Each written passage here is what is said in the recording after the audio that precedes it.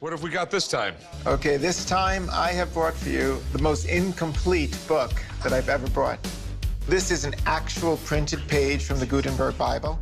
Who would have thought that a show centered on guys talking about old, antique, even historical items could be so entertaining? There's no right answer to that question, but certainly no one doubts that Pawn Stars has had the winning formula for TV success for over a decade. Sure, having one of the most watched reality shows in the US comes with many benefits, including but not limited to earning more than generous salaries from it. So, have you ever wondered how rich Pawn Stars cast members are? Keep up with us to discover the answer. The gold and silver pawn shop co-owner Rick Harrison is one of the most recognized faces of Pawn Stars. His sense of humor is combined with his vast knowledge and very professional approach to the items brought to him at the shop. Although Rick is nowadays an accomplished businessman, his beginnings were very humble. He started selling fake bags in his teens and came a long way before co-founding the pawn shop with his father in 1989. Even then, Rick witnessed how the pawn business in Las Vegas was booming, and with it, the incredible potential the shop already had to expand. That's why Rick started searching for ways to produce a TV show based on the gold and silver pawn shop. First, the business was put on the radar after being showcased in a 2001 documentary by PBS.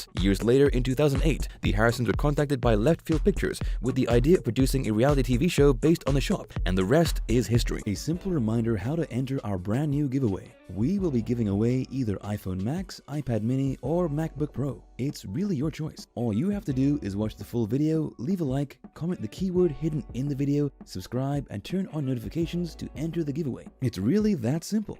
Nowadays, Rick Harrison owns not only half of the gold and silver pawn shop, from which he earns approximately $15,000 per Pawn Stars episodes. He's also the owner of the lucrative shopping park Pawn Plaza. As a result of his business and work as a TV star, Rick's estimated net worth is over $8 million. As co-owner and founder of the gold and silver pawn shop, it's not a surprise that Richard "Old Man" Harrison will always be remembered as the most memorable cast member of Pawn Stars. He was characterized not only for his vast knowledge of the business, but also for his mysterious personality and enviable sense of style. Also known as the Appraiser, Richard was born in Virginia, but his family moved to North Carolina when he was a baby. Due to the impoverished state his family was in, Richard dropped out of school at 14 years old and started working as a school bus driver. In the early 1960s, Richard married Joanne Rue, with whom he welcomed their 4 children. After facing legal problems, Richard enlisted in the US Navy, in which he served for over 2 decades until his discharge in 1980. With only $5,000, he moved his family to Las Vegas and founded the gold and silver coin shop, where he sold secondhand items. After the business's license expired, he and his son Rick founded the gold and silver pawn shop in 1989. Resulting from his business and his $15,000 Pawn Star salary, Richard Harrison has an estimated net worth of $8 million at the time of his passing in 2018. Corey Harrison might not be the only son of Rick, but he's certainly the most famous. He started working in the gold and silver pawn shop when he was only 9 years old, and even if he was only in charge of polishing the shop's items at the time,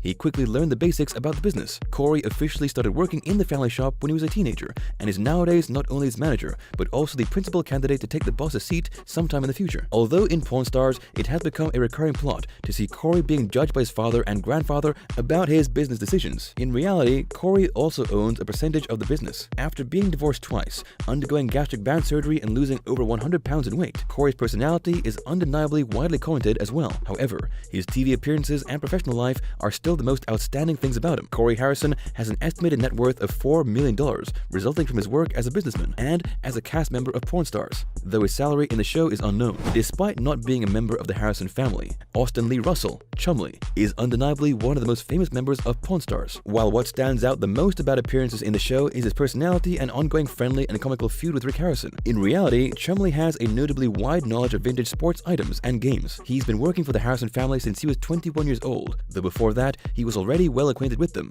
from being Corey's childhood friend. Chumlee has had his fair share of personal scandals though. In 2016, he was arrested after several firearms and illegal substances were found in his Las Vegas house during a raid. He was found guilty of a felony and was ultimately sentenced to 3 years on probation. Although Chumlee's legal problems have been unfortunate enough, he continues thriving in other aspects. He owns a shirt brand, a candy shop, and of all the members of the show, his merchandise sells the best. His salary from Pawn Stars has been calculated at $25,000 per episode, adding to the income from his business and other TV appearances. His estimated net worth is now over $5 million.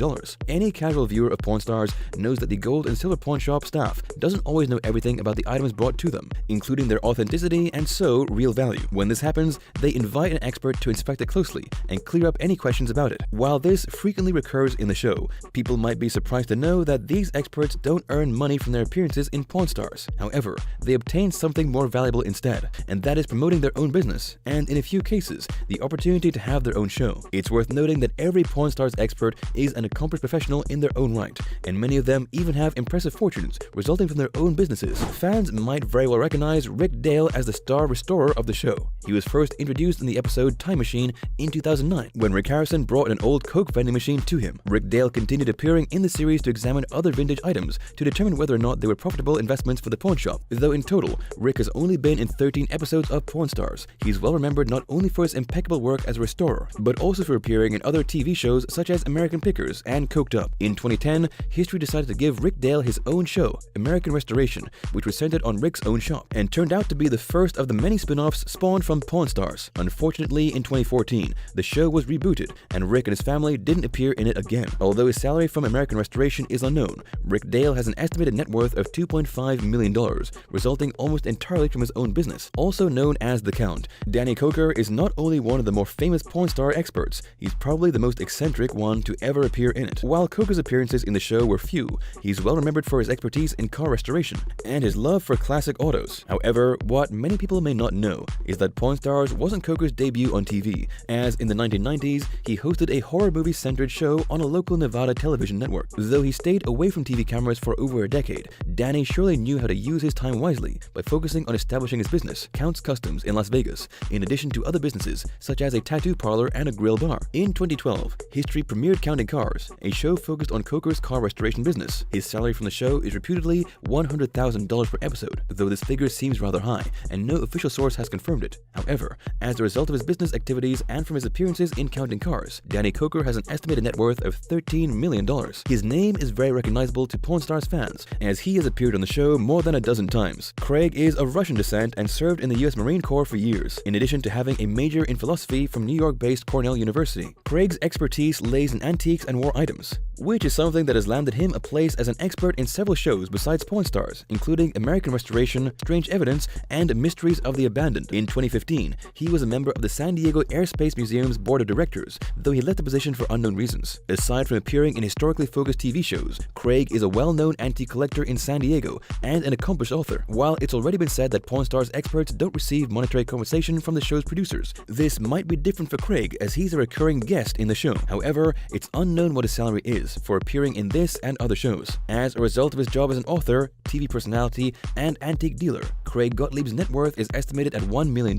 Having appeared in the show more than 40 times, it's not surprising that Mark Hall Patton is a fan-favorite Pawn Stars expert. There's a lot of things to talk about Mark, though he's a Californian. His area of expertise is the history of Nevada, where he lives currently and administers the Clark County Museum System in Henderson. Mark is also a professor at the University of Nevada and a member of the Ancient and Honorable Order of E. Clampus Vetus, a fraternity founded in 1857, dedicated to preserving American Southern history. While Mark Hall Patton has been in shows such as American Restoration and The Weekend in Vegas, his appearances in Pawn Stars are what have led him to become sort of a local Nevada celebrity. His fame has had a positive effect, as visitors to the museum have increased considerably throughout the course of the last decade due to his public persona. As Mark is a recurring guest in Pawn Stars, it's probable that he's actually paid for appearing in it, although his salary is unknown. His estimated net worth is $2.5 million, resulting from his work as a museologist, professor, and TV personality. Judging by the more than profitable activities that the business is involved in, it's not hard to tell that the gold and silver pawn shop is doing well in the finance department. While paying hundreds of dollars for a single object sometimes isn't an easy task for the shop's buyers, Rick and the others have actually seen objects of sometimes invaluable worth cross the shop's threshold more than once. For example,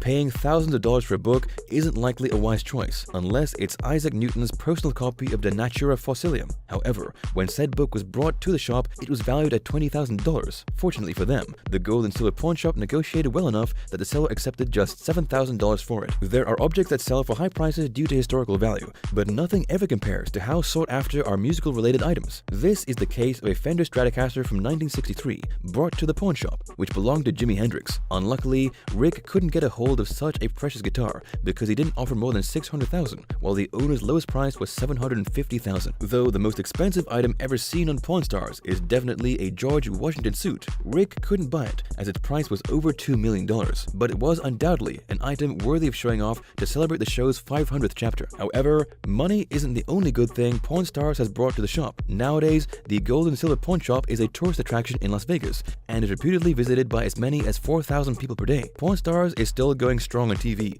and has become a classic. However, awakening the general public's fascination with American history and opening the door for other shows of the same type is probably the most important impact the series has had. So do continue to enjoy this modern slice of American history and its revelations of so many interesting items from the past.